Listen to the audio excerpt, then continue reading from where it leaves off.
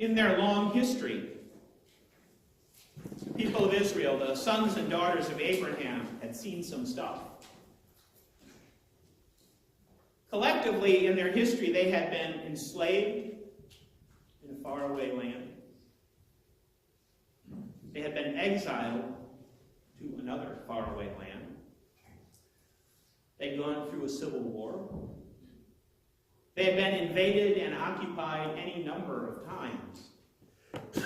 Because one of the hazards of living in the land of milk and honey is that everybody likes a little honey now and then. So they were like everybody's favorite punching bag. So to say the least, they had seen some stuff. And you might think that with a history like that, by the time of the first century, the culture maybe would have developed a certain level of tolerance to new ideas. That they might have developed a capacity for internal debate. And you'd be wrong. If anything, living with that kind of existential stress for more than 1,000 years stripped away any kind of tolerance they might have felt. Because the lesson they learned from all of that is that to be and to remain who they were required a sort of ruthless intolerance of anything that would take away from that identity. So in Israel in the first century, there was no room for tolerance, no room for diversity, no room for new ideas and new ways of looking at things. Because the old ideas, remember, the old ways of looking at things had been handed down to them from God in the Sinai. And it was those old ideas, those ways of looking at things, of seeing the world, that made them who they were. So they were not going to give them up.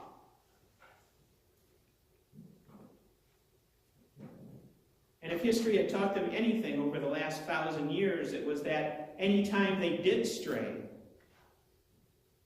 God would smack them down.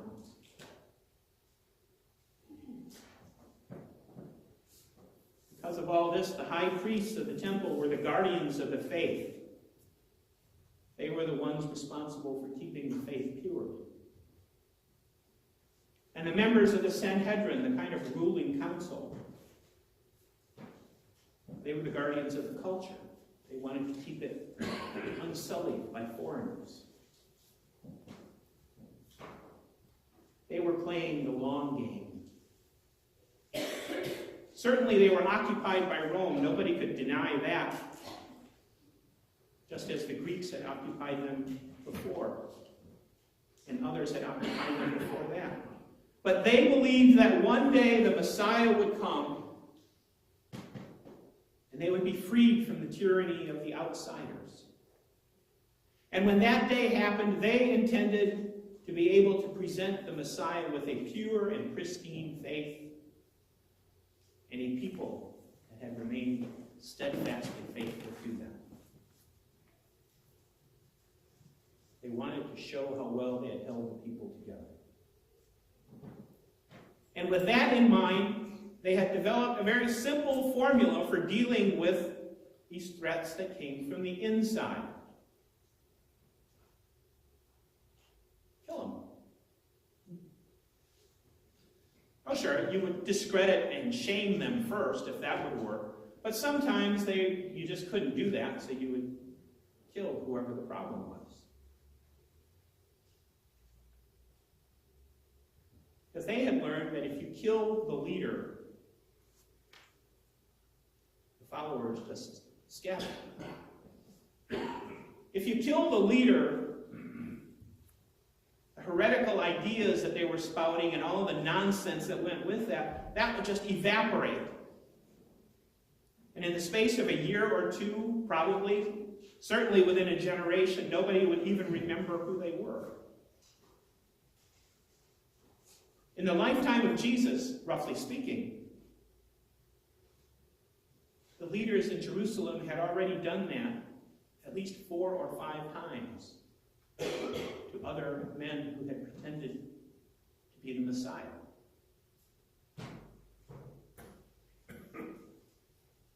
And they thought they had done the same thing to Jesus. They thought that this Galilean bumpkin who had come along and had been so promising for a while and then just went off the rails totally, they thought that they had solved that problem. Now this was something different. Because instead of scattering and disappearing like the cockroaches they were, the disciples of this guy started popping up in public. Instead of remaining hidden, fear for their lives, they started showing up in the public square, teaching the same things that their master had taught. So the problem didn't seem to be going away. These troublesome idiots were there, out in the open, saying all sorts of things. And they had to be stopped. It was for the common good. And they wouldn't take a hint. You'd haul them in, you'd talk to them, you'd beat them, and you'd turn them loose and say, stop that. And they wouldn't stop. They were like teenagers. So the next move was obvious. It was obvious at least to the keepers of the true faith, like the high priests and the Sanhedrin. The time had run out. No more Mr. Nice Guy. Now, the good news for the disciples was that they were actually given something closer to a trial than what Jesus had gotten. In the disciples' case, the Sanhedrin met to discuss and to judge and to dispose of the case. And by disposing of the case, of course, they meant disposing of the disciples.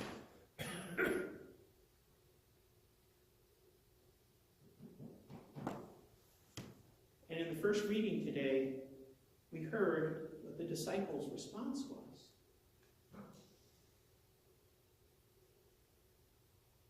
Instead of being penitent,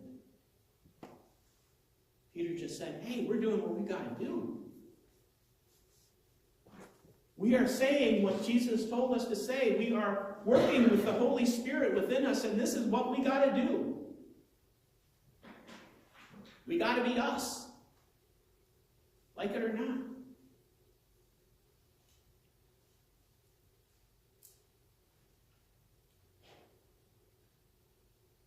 And as they debated what they were going to do, one of the members of that ruling body was a well-respected Pharisee by the name of Gamaliel, whose name is just fun to say. Gamaliel had this epiphany.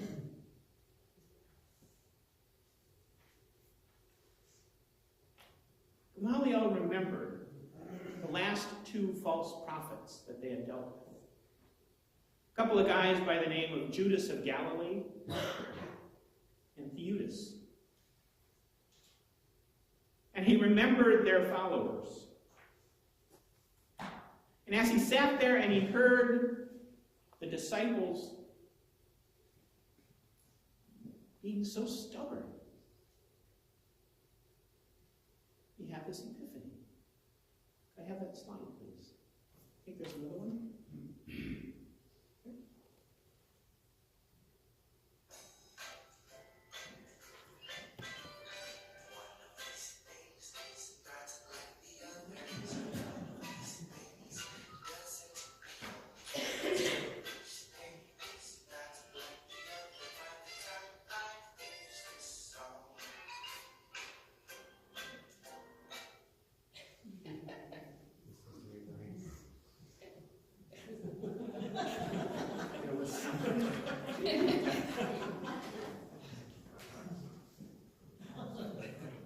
there was something deeply different.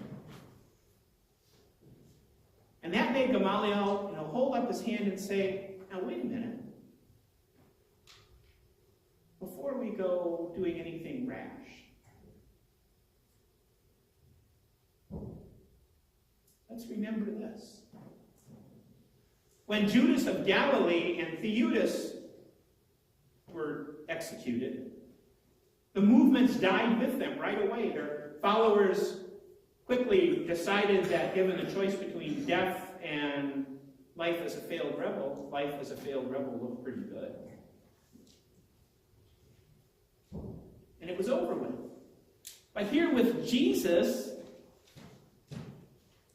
they don't seem to be getting the lesson. In fact, they seem quite adamant that they'd never get the lesson. So Gamaliel said, what if they're right?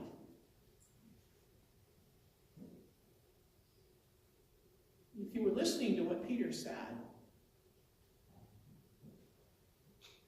maybe they were sent by God.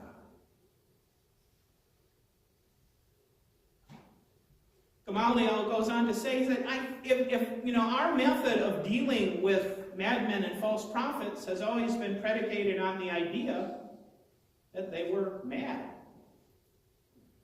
or false. What if they're the real deal? And then he let the Sanhedrin chew on that for just a minute. And then he went on to say, let's take a little more of a Darwinian approach. He probably didn't use Darwin. He said, instead of us deciding that they're false or crazy, let's just sit back and see what happens. Because if these guys really are doing God's work, then they're going to be successful. And if they aren't, they're going to fail miserably. And there's going to be no need for us to execute them. Maybe we just sit back and let things take their course.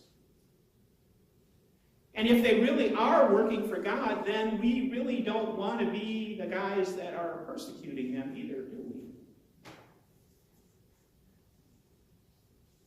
Gamaliel spoke very persuasively that day, because he talked his brothers out of handing down a death sentence to the disciples.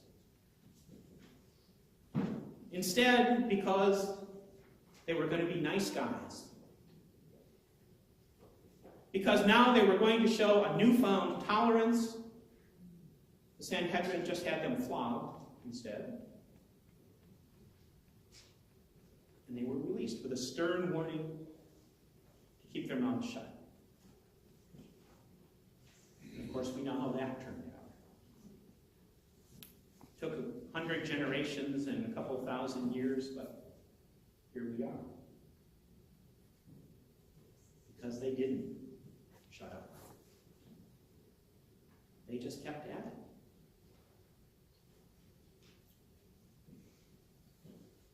And I read that passage last Sunday. This was at the end of a long day. We watched our confirmands do such a nice job with the sunrise service. And then we were in worship again, regular service. And I read that passage, and it made me think that even beyond not trying to crush the Christian movement in the cradle, Gamaliel may have pointed us all in a good direction. Because maybe it's just as important today to look at the church, to look at what the church is doing, what it's saying, and to see if it's going to be successful in what it's doing. Because if we are doing what we are supposed to be doing, and if we are saying what we're supposed to be saying, In other words, if we are preaching about grace and love and tolerance, we're going to be successful. Successful in spreading the word of Jesus Christ. And if we don't do that, then eventually we're going to fail.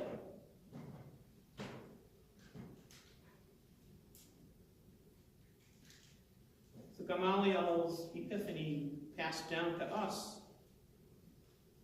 is a reminder that every once in a while we should question ourselves. Are we being true messengers of Jesus Christ? For each of us,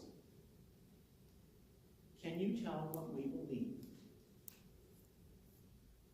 Can you tell who we are? Can you tell who we follow by what we do and what we say?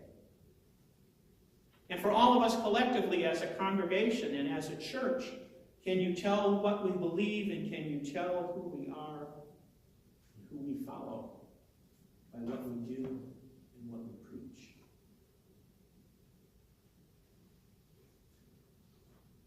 Are we focused on making disciples for the transformation of the world? And if we are, how can we tell? How do we show that we are true messengers of Jesus Christ today?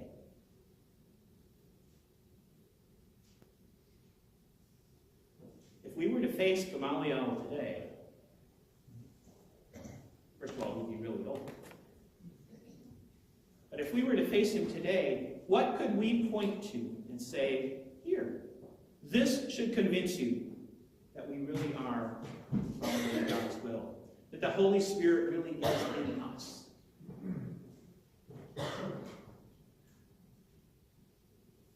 And that, on the first Sunday after Easter, is my challenge for you. On our Facebook page, if you have gone to the church Facebook page, you will see this. There's a status that says, Salem United Methodist Church is serving our neighbors and sharing the love of Jesus Christ by... ... And I encourage you to go look at that. And then to do three things. Think about a ministry that you're part of or that you support in this church. Write it in the comments. Even if it's already there. If it's something that you support, that you know of, that you do, that is especially important to you, write it in the comments. And then look at the other comments there and see maybe a bigger picture of what we do. And what other people are enthusiastic about. And then finally, I would ask you to share that post with your friends on Facebook. Because more people should know about us. I happen to think that we are doing the work of Jesus Christ here. That we are living out the promise of Easter. And I think we should share that with others. In my work at Hope Council once a week does assessments here. And in my work at Hope Council, I call to remind people of their upcoming appointments. And whenever I call and tell them you've got an appointment, at such and such a time at Salem United Methodist Church, probably more than half the time somebody will say, "Oh, is that the church on the hill?" No, that's not. And then I have to explain. I give them the address, and if they're still not sure, I say, "Well, it's down that street by Siebert's, across the street from Siebert's." "Oh, okay." Maybe that's part of your problem.